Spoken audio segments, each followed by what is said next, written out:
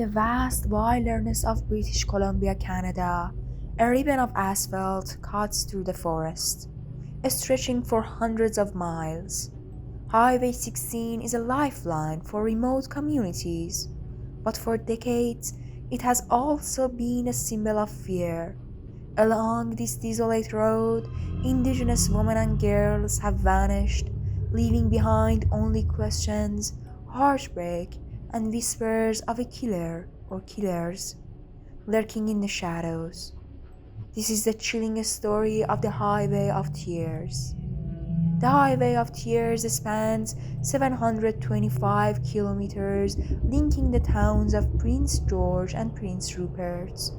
Remote, surrounded by dense forests, and sparsely populated, it is both a vital artery for locals and a dangerous trap for the vulnerable. The area is home to many indigenous communities, and systematic inequalities, poverty, and a lack of reliable transportation often force women to hitchhike. The nightmare began in 1969 with the disappearance of 26-year-old Gloria Moody. Her body was discovered the next day, brutally murdered.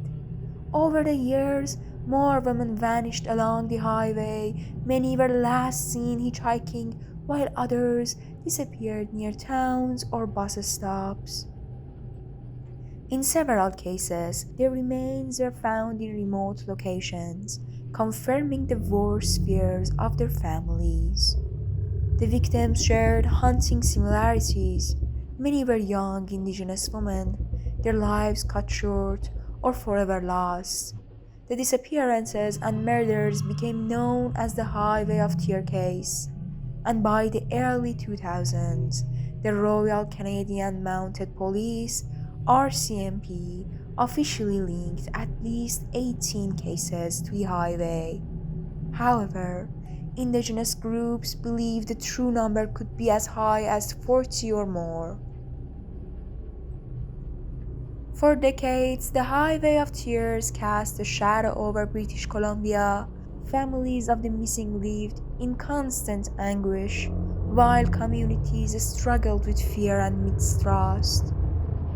The isolation of the area, combined with the systematic racism and a lack of police resources, meant that many cases went cold.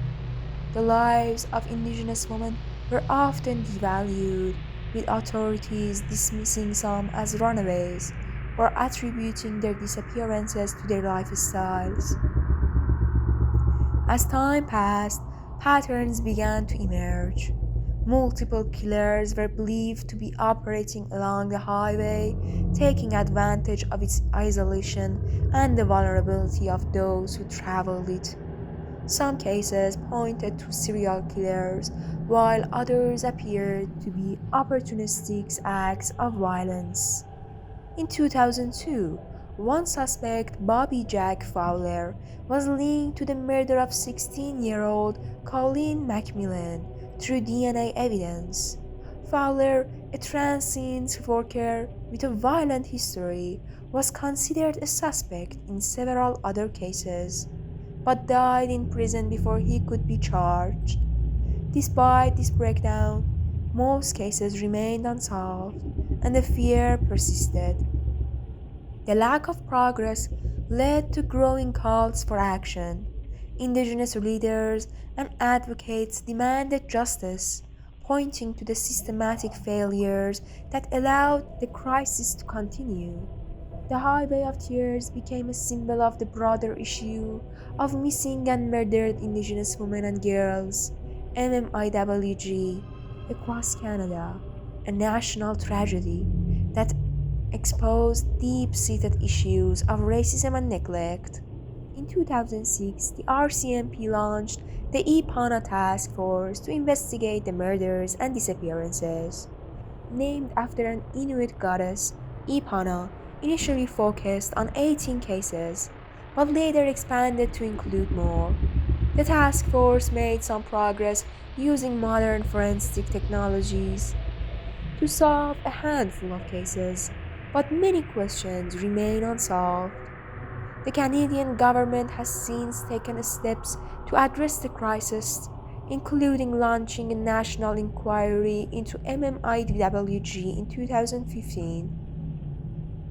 Inquiry's final report, released in 2019, labeled the issue as a national genocide, citing systematic failures that contributed to the ongoing violence against Indigenous women and girls. Today, the Highway of Tears stands as a stark reminder of the lives lost and the work still needed to ensure justice and safety for vulnerable. Road signs now warn against hitchhiking, and awareness campaigns aim to educate the public and pressure authorities to prioritize these cases. Yet, for many families, closure remains elusive, and the forested highway continues to hold its dark secrets. The Highway of Tears is not just a stretch of road, it's a symbol of grief, resilience, and a fight for justice that continues to this day. For the families of the missing and murdered, each name represents more than a statistic. It's a life stolen, a loved one lost, and a reminder that the journey toward justice is far from over. The story of the Highway of Tears is one of tragedy, resilience, and enduring hope for answers. It serves as a call to action, not just for justice, but for the systematic change needed to protect the vulnerable and honor the memory of those who were lost.